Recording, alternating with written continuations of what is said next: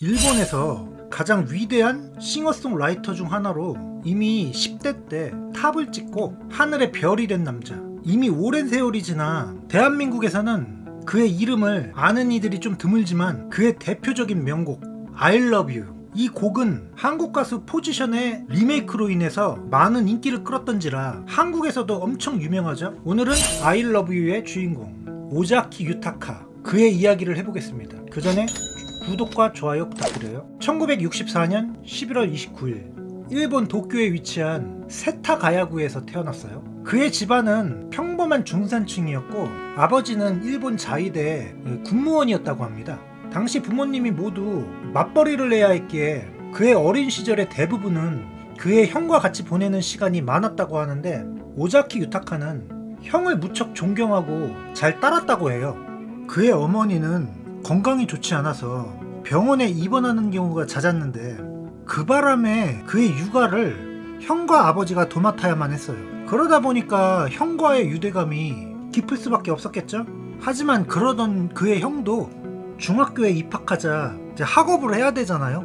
그래서 그는 거의 혼자 시간을 보내는데 그때 형의 기타를 가지고 놀면서 시간을 보냈다고 합니다.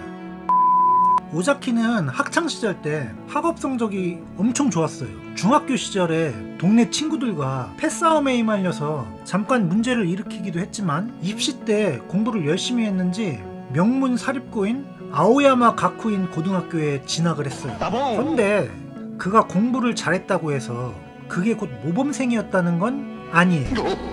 당시에 음주, 흡연, 폭행 이런 여러가지 문제로 정학 처분을 당하기 일쑤였다고 하죠. 징계 때문에 학교에 나가지 못할 때는 집에서 기타를 치면서 시간을 보냈는데 아마 이때부터 음악에 대한 재능을 키운 것 같아요. 이때부터 작사 작곡을 했다고 해요. 천재는 예상치 못한 곳에서 발굴된다고 했나요? 당시 오자키는 뜻이 맞는 친구들이랑 밴드를 결성해서 활동했는데, 그러니까 이제 자연스럽게 사람들도 모이게 된 거예요. 물론 이 밴드는 학원제를 준비하던 도중에 오자키가 교통사고로 부상을 당해버리는 바람에 해체가 되고 말아요. 하지만 이때의 경험은 그의 음악적 경험을 쌓게 해주는 자양분이 됩니다. 이 경험을 통해서 오자키는 그가 단순히 노래만 부르는 가수가 아닌 작사와 작곡 모두를 소화하는 싱어송라이터로 성장하는 계기를 만들게 되죠. 1981년 생애 첫 자작곡을 완성하는데 이걸 학교에서 틈틈이 썼다가 지우기를 반복했고 집에서는 밤늦게까지 이걸 기타 연주를 한 끝에 완성을 했는데 그 곡이 바로 마을의 풍경, 이게 첫 자작곡이라고 하죠.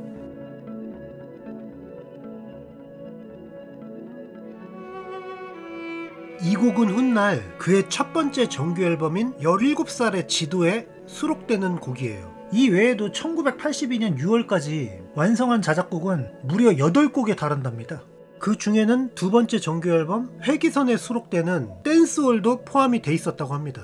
근데 이맘때쯤에 그에게 또 문제가 생겨요. 넌 못 지나간다. 사소한 말다툼으로 여교사를 폭행하는 사건이 벌어져요. 그로 인해 또 정학을 당하게 되죠. 이 사건의 발단이 뭐냐면은 밤새 음악 작업을 했으니 엄청 피곤했을 거잖아요. 그러니까 학교에서 꾸벅꾸벅 조는 일이 빈번했고 그 바람에 수업을 갖다가 빼먹는 경우도 많았다고 해요. 그러니 학교에서 교사들이 그를 좋게 볼 리가 없었겠죠? 그날도 진짜 사소한 말다툼으로 주먹으로 여교사의 안경을 깨버리게 된 거예요. 결국 정학 처분을 받고 집에 있게 되는데 이때 어머니의 권유로 신문 광고에 오디션을 보게 돼요. 이때 자신의 자작곡을 CBS 소니와 빅터에 보내게 되는데, 하지만 빅터 측에서는 그의 자작곡에 별 관심을 갖지 않아요. 그래서 이제 낙담하고서 CBS 소니의 2차 심사를 불참하게 됩니다. 하지만 지금이라도 오디션에 가보라는 친구의 설득으로 집에 돌아왔고 그때 그에게 기적이 찾아와요. CBS 소니 측에서 내일이라도 당장 오디션에 참석할 수 있냐는 연락이 옵니다.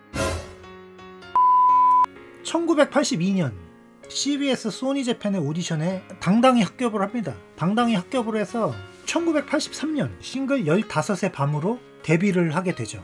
그의 가수 데뷔 배경에는 당시 오자키의 녹화된 오디션 영상을 보고서 당시 CBS 소니의 프로듀서였던 스도 아키라 씨가 당시 마더 엔터프라이즈의 사장에게 오자키를 추천한 데서 이루어진 건데요. 당시 스도 아키라 씨의 지도를 받으면서 오자키는 이런 질문을 했다고 해요.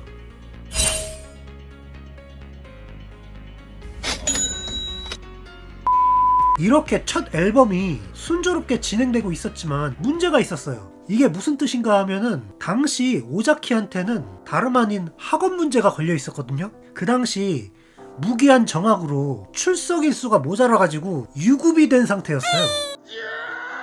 그래서 이때 선택을 해야 했죠. 그냥 가수로 올인을 할 것이냐, 아니면은 학교를 1년 더 다니고 대학을 진학할 것이냐. 아까 이야기했듯이 공부 잘했다고 했죠? 오자키는 가수 이전에 대학에 진학하는 목표가 있었거든요. 그리고 솔직히 대학 갈 실력도 있었어요. 결국 학교를 1년 더 다니고 대학 가는 걸 선택하게 돼요. 지금 기준으로 보면 의아해할 수 있는데 당시 가수로 데뷔해도 꼭 성공한다는 보장이 없잖아요. 고등학교도 졸업 못한 상태에서 어찌 보면 당시 상황에서는 합리적인 판단이었다고 볼 수 있는 거죠. 쭉 그렇게 이어졌으면은 오자키 유타카라는 천재 싱어송라이터가 등장하지도 않았겠죠? 그의 바램과는 달리 세상은 그의 뜻대로 되지 않아요. 또 학교에서 교사들과 문제가 생기거든요. 이건 너무한 거 아니냐고? 이때 아마 결심을 한 것 같아요. 결국 부모님의 반대를 무릅쓰고 결국 학교를 자퇴하게 되죠. 불과 졸업을 3일 앞두고 말이죠. 딱 3일. 대학의 꿈을 접고 가수 활동을 시작한 오자키였는데요. 1984년 3월 15일 신주쿠에서 열릴 데뷔 첫 라이브 공연 준비에 열을 올리고 있었어요. 이건 당시 소속사였던 마더 엔터프라이즈 측에서 소개받은 밴드 구성원들과 치바연의 라이브 하우스에 개막 무대에서 라이브를 하기로 한 것인데 한참 연습에 여념이 없을 시기에 갑자기 몸이 안 좋은 거예요. 이 양반이. 이제 팀워크도 제법 잘 맞고 익숙해져 가는데 말이죠.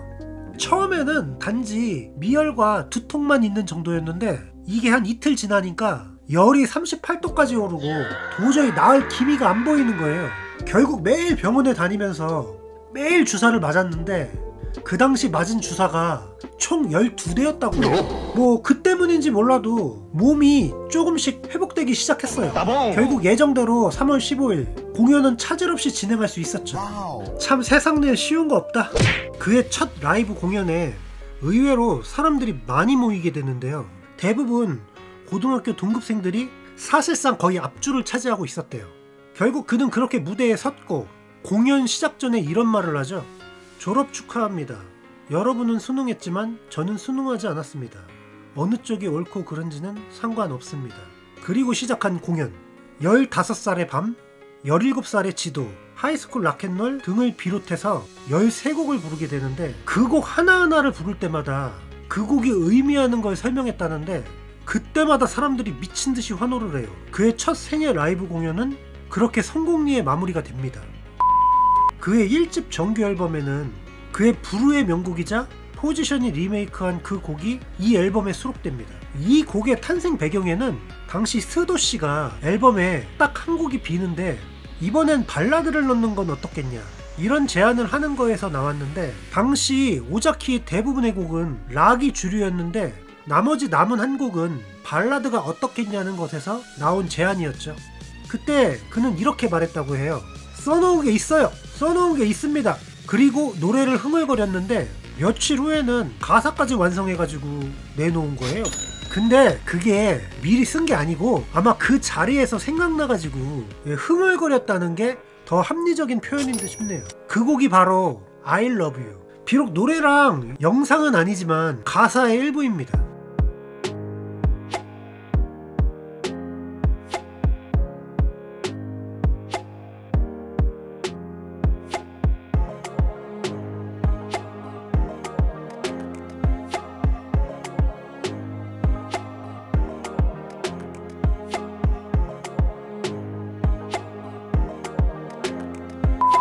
물론 우리가 알고 있는 포지션의 가사와는 느낌이 많이 달라가지고 포지션 것을 먼저 들으신 분들이라면 약간 생소하실 수 있어요. 근데 확실한 건 두 분의 곡 모두 슬픈 느낌이 들면서 감미로운 곡이라는 것이겠죠.